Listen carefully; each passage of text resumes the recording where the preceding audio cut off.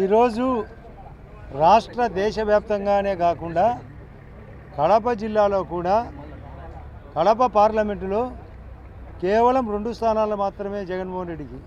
టోటల్గా 9 స్థానాలు single digit.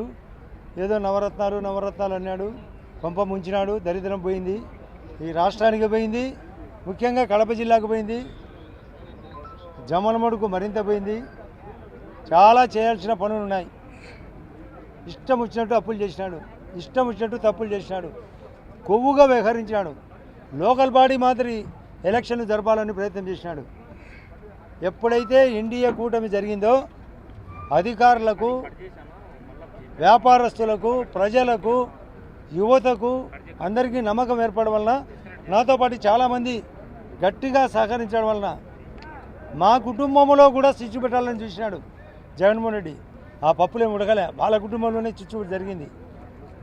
ఆ షర్మిలమ్మ గట్టిగా పోటీ చేసిన మా భూపేశ్ రెడ్డి గెలిచేవాడు, లేదా ఆమె పోటీ చేయకపోయినా కూడా మా భూపేశ్ రెడ్డి కూడా గెలిచేవాడు.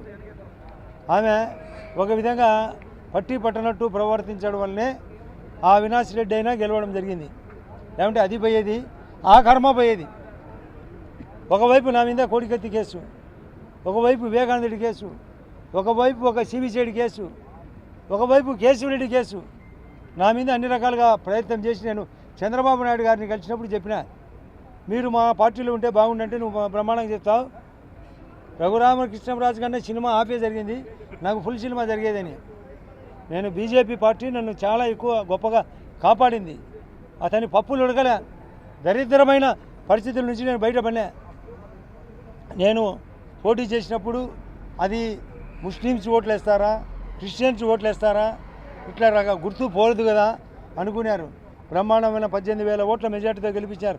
ముస్లిమ్స్ వార్డు, క్రిస్టియన్ వార్డులోనే ఎక్కువ వచ్చినాయి ఓట్లు. అంటే ప్రజలు అనుకున్నప్పుడు, ఒక తీరు మార్చాలనుకున్నప్పుడు ముఖ్యంగా రైతులు కూడా రియాక్ట్ అయినారు. ల్యాండ్ టైటిలింగ్ యాక్టు అతనికి సమాధి కట్టడానికి ఉపయోగపడింది. ఉద్యోగస్తులు ప్రతి చోట వాళ్ళ యొక్క పోస్టల్ బ్యాలెట్ బ్రహ్మాండంగా ఇండియా కూటమికి వచ్చినాయి. కాబట్టి ఈ రాష్ట్రానికి, అందులో మీరు కూడా కోరిన ప్రకారం జర్నలిస్టులకు కూడా న్యాయం జరగాల, ప్రజలకు న్యాయం జరగాల, ఇక్కడ స్టీల్ ఫ్యాక్టరీ రావాలా, క్లస్టర్ ఇక్కడ ఉండే కొప్పర్తి క్లస్టర్ కూడా క్లియర్ కావాలా, నేషనల్ హైవేలు రావాలా, ఆ ఇండ్లు పూర్తిగా అయిపోయే పరిస్థితిలో ఉన్న వాటిని వెంబడే ఇప్పించే ఏర్పాటు, అంటే టిడ్కో హౌస్ ఇవ్వాలా, బ్యాలెన్స్ హౌస్ కట్టియాలా. అసలు కరువు వచ్చినా కూడా కరువు పట్టించుకోలే, రైతుల సమస్య పట్టించుకోలే, చేనేత సమస్య పట్టించుకోలే. చేపలు అమ్ముతానని చేప చుట్టుకొని పోయింది. పులివెందుల చేపలు అమ్మలేదు, ఆయన చేప చుట్టుకొని పోయింది. అసలు నాకు తెలిసి ఆయన అసెంబ్లీకి రాడు, పార్టీ 0. ఎందుకంటే పారిపోతాడు. మేము అడుగుతాం, అధ్యక్ష ఏదేదో చెప్పినాడు కదా, మాకు కొంచెం వివరం చెప్పని అడుగుతానే ఆయన 2 రోజులకు పారిపోయే రకం. ఆయన వ్యక్తిగతంగా మాకు తెలుసు, ఆయన పార్టీ తుడుచుకొని పోతుంది. ఏదో ఆమె ముందుగా షర్మిలమ్మ కూడా చెప్పింది, పోతాడు వరకలు వేసుకోవాలని. ఖచ్చితంగా జరగబోయేది అదే. కాబట్టి ఈ గెలుపు ఇక్కడ 5 మంది గెలిచడమే కాకుండా ఈ పార్లమెంటులో మాది నెక్కులో పోవడం మాకు పర్సనల్గా బాధాకరంగా ఉండొచ్చు, కానీ షర్మిలమ్మ కూడా ఒక కారణం వాళ్ళ గెలుపుకు.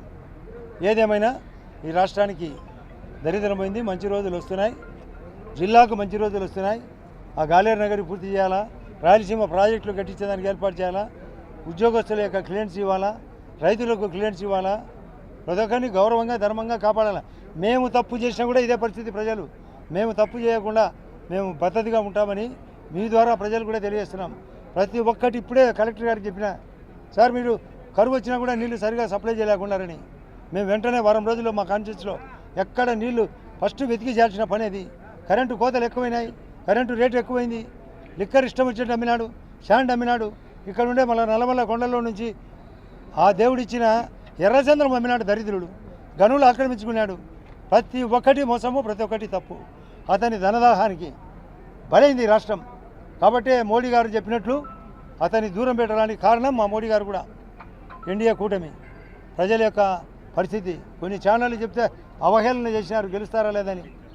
అన్ని ఛానళ్ళు చెప్పిన దానికంటే మంచి మెజార్టీ వచ్చింది ఇక్కడ వరకు. ఇది అవునో కాదో మీరు అందరూ ఛానల్ వాళ్ళు ఇక్కడే ఉన్నారు.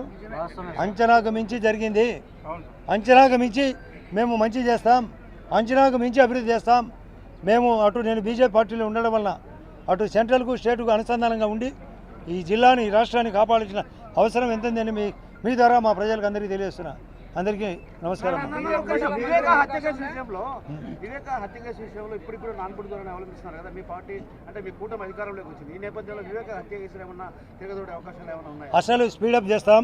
నేను ఇంతకుముందు చెప్పిన ఫస్ట్ పార్ట్ 90% అయింది. ఆ 10% పార్ట్ అవినాష్ రెడ్డి కూడా లోపలికి పోతాడు. అంతేకాకుండా వెనకాల ఉంది ఆది దంపతుల జంట, వాళ్ళ యొక్క పాత్ర కూడా ఉంది, వాళ్ళది కూడా బయటికి తీస్తాం. ఆది దంపతులు ఎవరో తెల్లా, ఈ రాష్ట్రానికి పట్టిన దరిద్ర దేవతలు ఇద్దరు. ఆమె భారతీ భర్త జగన్ రెడ్డి. ఆయన జగన్ రెడ్డి కాదు, భారతీ భర్తగా గుర్తింపు పొందినాడు. ఇక్కడ భారతీయ రాజ్యాంగాన్ని ఆమోదించినాడు. అందరూ రాజారెడ్డి రాజ్యాంగం అంటారు. రాజారెడ్డి పాపం అంత రాజ్యాంగం కాదు, భారతీయ రాజ్యాంగం ఎక్కువైంది ఇక్కడ. బీజేపీ కోటాలో మంత్రి అంటున్నారు. అది మా వాళ్ళు పెద్దలు, మా కూటమి నిర్ణయించేది. మేము కూడా బీజేపీ పార్టీలో నేను 4వసారి ఇది గెలవడం, ఇది అంటే నేను టోటల్గా 4వసారి, పార్టీ పరంగా 3వసారి. అది మా వాళ్ళు కూర్చోబెట్టి మా వాళ్ళు చెప్పేదాని ప్రకారం జరుగుతుంది. ఏం పెద్ద మంత్రి అనేది నేను ఆల్రెడీ ఒకసారి మంత్రి చూసిన. మంత్రి కంటే కూడా మతరమైన పని చేయాల్సిన అవసరం ఉంది. సార్ బీజేపీ అంటే ఢిల్లీ పార్టీ, ఉత్తరాంధ్ర పార్టీ, అలాంటి పార్టీని కడప గల్లీలోకి తెచ్చారు మీరు. ఏంటి అసలు నేను వర్కర్ను, సిన్సియర్ వర్కర్ను, స్పీడ్ వర్కర్ను, ధర్మసాక్షిగా పనిచేసిన. నా మీద నమ్మకం ఉంది. ఆర్ఐడి అని, సెంట్రల్ స్కీమ్స్, బీఆర్జేప్ అని, ఎంఎన్పి గ్రాంట్ అని, సిపిడబ్ల్యూఎస్ ప్రోగ్రామ్ అని, స్వజలధార అని సెంట్రల్ స్కీమ్స్ ఎప్పుడో తెచ్చిన మా కాన్స్టిట్యున్సీ మీరు కావాలంటే చెక్ చేసుకోండి. హౌసింగ్లో ఫస్టు, రోడ్లలో ఫస్టు, సబ్ స్టేషన్లో ఫస్టు, రేషన్ కార్డు ఫస్టు,